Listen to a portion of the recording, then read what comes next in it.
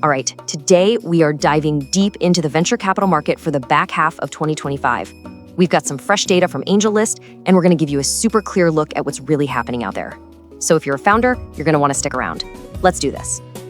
So you're a founder, and you're thinking about raising money, right? Well, you need to know the game has totally changed. Understanding this new reality, it's not just a nice to have, it's absolutely essential if you want to build a winning strategy. Okay, first up, let's talk about the overall health of the market. And look, the keyword you need to burn into your brain is stabilization. The good news is the free fall has stopped. But, and this is a big but, don't mistake this for that crazy rocket ship growth we saw a few years back. Nope, we're in a fundamentally different world now, a much more disciplined one. So how do we actually measure this new normal? Well, AngelList has this really cool metric they call the Startup Index. The easiest way to think about it is like this. It's a single number that basically takes the temperature of the whole startup ecosystem. It answers a simple question. For every 100 startups, are more of them getting good news, like markups, or bad news, like markdowns? And the number for the first half of 2025 is 1.8. 1.8. So what on earth does that actually mean? It means if you're a VC with 100 companies in your portfolio, you're seeing only about 2 more positive updates than negative ones. Yeah, the market is technically growing, but man, it is just barely. Now, let's put that 1.8 into some real context, because that's where it gets interesting. Before the pandemic, that index was sitting at 6.1. That's a sign of strong, confident growth. Today's market, it's cautious, it's selective, it's a whole lot cooler. So the big takeaway here is this. Stability is not the same thing as momentum, not even close. But that overall stability we just talked about, it's actually hiding something pretty dramatic happening just under the surface. When you start to follow the money, you realize the VC market isn't one market at all. It's really a tale of 2 completely different worlds. And here is the number that just pops off the page, 60%. That's right, 60%. That is how much of all venture capital in the first half of 2025 flowed into just 2 specific areas.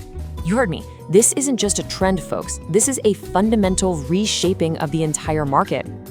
And you can see the huge gap right here. AI, machine learning, and robotics, they're acting like a giant vacuum cleaner for venture dollars, sucking in that full 60%. Now, look at the next closest sectors. Aerospace is getting about 7.5%. Health tech is around 6%.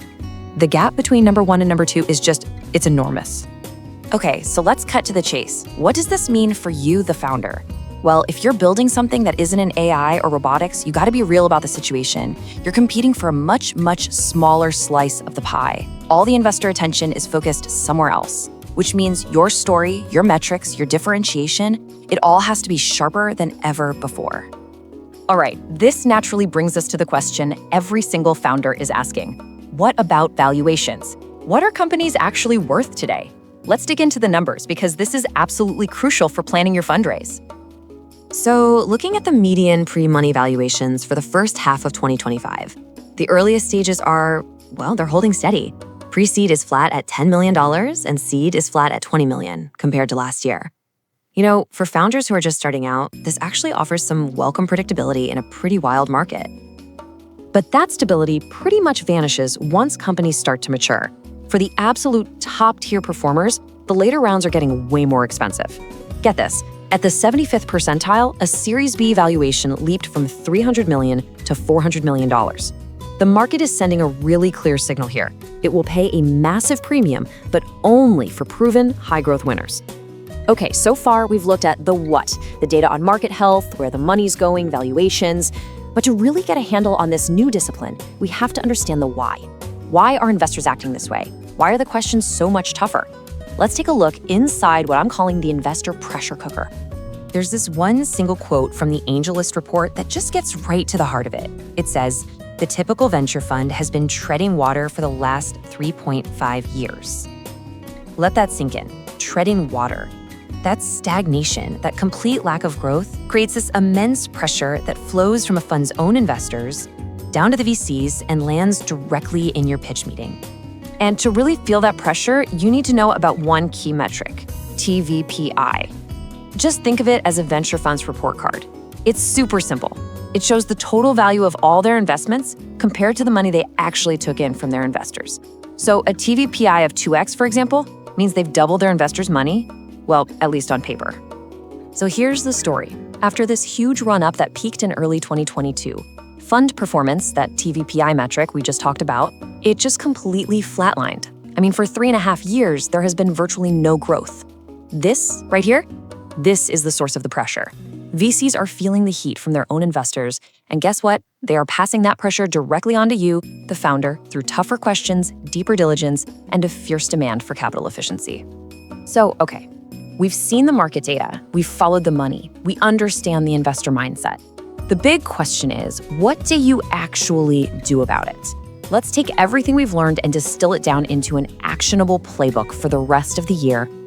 All right, your playbook really comes down to this. First, you gotta anchor your expectations to those flat pre-seed and seed valuations. They are what they are. Second, get ready for intense scrutiny. Investors need to see hard proof in your metrics.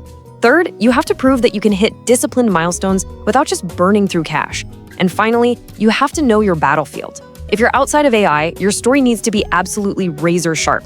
And if you're in AI, well, you'd better be ready for a very, very crowded and competitive landscape. And this brings us to the final and maybe most important question. The froth is gone. The hype has cooled way down.